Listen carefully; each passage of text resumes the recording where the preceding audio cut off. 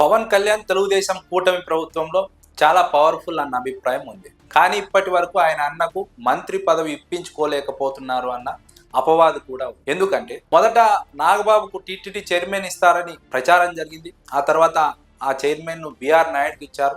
TTD chairman బదులుగా రాజ్యసభకు పంపుతారని ప్రచారం చేశారు. ఆ తర్వాత ఆ రాజ్యసభ స్థానాన్ని కూడా బీజేపీకి ఇవ్వడంతో రాజ్యసభకు బదులుగా మంత్రి పదవి ఇస్తామని హామీ ఇచ్చినట్టు ప్రచారం సాగింది. మంత్రి పదవి ఇవ్వాలనుకుంటే వెంటనే ఇవ్వచ్చు. ఇప్పటి వరకు ఒక పోర్ట్ఫోలియో ఖాళీగానే ఉంది. ఈ రోజు అనుకుంటే రేపు ఇచ్చేయచ్చు. కానీ ఎమ్మెల్సీ అయిన తర్వాత ఆయనకు మంత్రి పదవి ఇస్తామని ఆ రోజు మాట్లాడారు. ఎమ్మెల్సీ కూడా అయ్యారు, ప్రమాణ స్వీకారం చేశారు, 2-3 సమావేశాలకు హాజరయ్యారు. కానీ ఆయనకు మంత్రి పదవి ఇవ్వలేదు. ఎమ్మెల్సీ కానీ ఎమ్మెల్యే కానీ కాకముందే 6 నెలల పాటు మంత్రిగా అవడానికి అవకాశం ఉంది. మంత్రి అయిన 6 నెలల లోపు అటు శాసన మండలిలో కానీ శాసనసభలో కానీ ఎమ్మెల్యే కానీ ఎమ్మెల్సీ కానీ అవ్వాలి.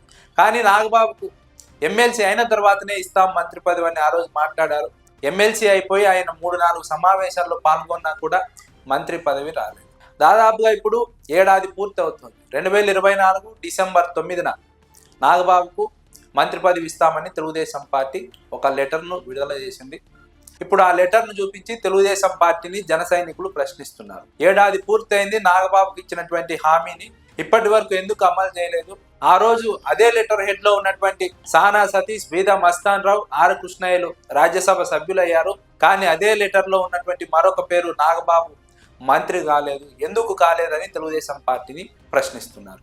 తెలుగుదేశం పార్టీ నుంచి సమాధానం మాత్రం శూన్యం. పవన్ కళ్యాణ్ చాలా పవర్ఫుల్ అన్నప్పుడు ఆయన అన్నకు ఎందుకు మంత్రి పదవి ఇవ్వలేదన్న ప్రశ్న వినిపిస్తోంది. పవన్ కళ్యాణ్ ప్రశ్నించినప్పుడు లేదా అసంతృప్తిని వ్యక్తం చేసినప్పుడు తెలుగుదేశం పార్టీ హడావిడి చేయడం, చర్యలు తీసుకున్నట్టు నటించడం, ఆ తర్వాత షరా మామూలే అన్నట్టు తన పని తాను చేసుకుపోవడం చాలా అంశాల్లో కనిపిస్తోంది. కాకినాడ పోర్టుకు వెళ్లి సీజ్ ద షిప్ అన్నారు. రేషన్ బియ్యం అక్రమ రవాణా జరుగుతోంది, ఆపాలన్నారు. తెలుగుదేశం పార్టీ ప్రభుత్వం హడావిడి చేసింది, ఆపుతున్నట్టు ప్రకటించింది.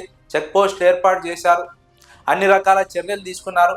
కానీ మళ్ళీ రేషన్ బియ్యం అక్రమ రవాణా జరుగుతుందంటూ పవన్ కళ్యాణ్ కలెక్టర్ల సదస్సులో ప్రశ్నించడం, తాము అధికారికంగా రేషన్ బియ్యం అక్రమ రవాణాను ఆపాలని సూచించినప్పటికీ ఎందుకు ఆపలేకపోతున్నారు, దీని వెనుక ఎవరున్నారంటూ ప్రశ్నించిన నేపథ్యంలో మళ్ళీ హడావిడి చేయడం, ఆ తర్వాత రేషన్ బియ్యం మళ్ళీ అక్రమ రవాణా జరగడం. అదే సమయంలో పవన్ కళ్యాణ్ అమరావతి అదనపు భూసేకరణ విషయంలో అడ్డుపడ్డం, ఆ విషయం పైన ప్రభుత్వం వెనక్కి తగ్గడం, మళ్ళీ కొన్ని నెలలకు ప్రభుత్వం అదనపు భూసేకరణకు సిద్ధమవ్వడం, అందుకు సంబంధించిన పనులు మొదలవ్వడం. అదేవిధంగా లూలు మాల్కు సంబంధించి పవన్ కళ్యాణ్ భూముల కేటాయింపుపై ప్రశ్నించడం, చంద్రబాబు ప్రభుత్వం దీనిపైన వెనకడుగు వేస్తున్నట్టు ప్రచారం చేయడం, ఆ తర్వాత మళ్ళీ లులు కంపెనీతో ఒప్పందాలు కుదుర్చుకోవడం.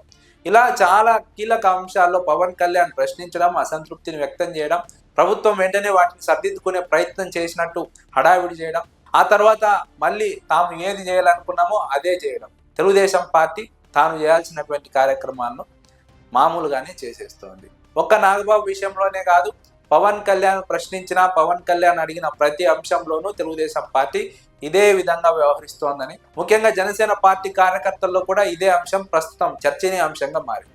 నాగబాబుకి ఎందుకు మంత్రి పదవి ఇవ్వలేకపోతున్నారు? ఇప్పటికే జనసేన నుంచి 3 మంత్రులు ఉన్నారు. ఇప్పటికే ఒక పోర్ట్ఫోలియో ఖాళీగా ఉంది, ఇవ్వాలనుకుంటే ఇచ్చేయవచ్చు. కానీ ఎందుకు ఇవ్వలేదన్న ప్రశ్న వినిపిస్తోంది. పవన్ కళ్యాణ్ కూటమి ప్రభుత్వంలో అంత పవర్ఫుల్ అని భావించినప్పుడు సొంత అన్న నాగబాబుకు ఎందుకు మంత్రి పదవి ఇప్పించుకోలేకపోతున్నారు? తెలుగుదేశం పార్టీపై ఎందుకు ఒత్తిడి తీసుకురాలేకపోతున్నారు? తెలుగుదేశం పార్టీ అధినేత చంద్రబాబుపై ఎందుకు ఒత్తిడి తీసుకురాలేకపోతున్నారు?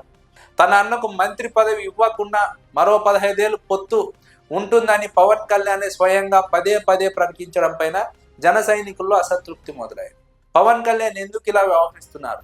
పవన్ కళ్యాణ్ ప్రశ్నించిన ఏ అంశంలోనూ తెలుగుదేశం పార్టీ పూర్తి స్థాయిలో వెనక్కి తగ్గలేదు. పవన్ కళ్యాణ్ వద్దు అన్న పనిని ఆ తర్వాత తెలుగుదేశం పార్టీ చేస్తూనే ఉంది. కేవలం కొంతకాలం మాత్రమే చేయనట్టుగా నటించింది, ఆ తర్వాత తన పని తాను చేసుకుంటూ పోతుంది. మంత్రి పదవి విషయంలో కూడా అదే విధంగా చేసుకుంటూ వెళ్తోంది. అయినా పవన్ కళ్యాణ్ ఎందుకు ప్రశ్నించలేకపోతున్నారు?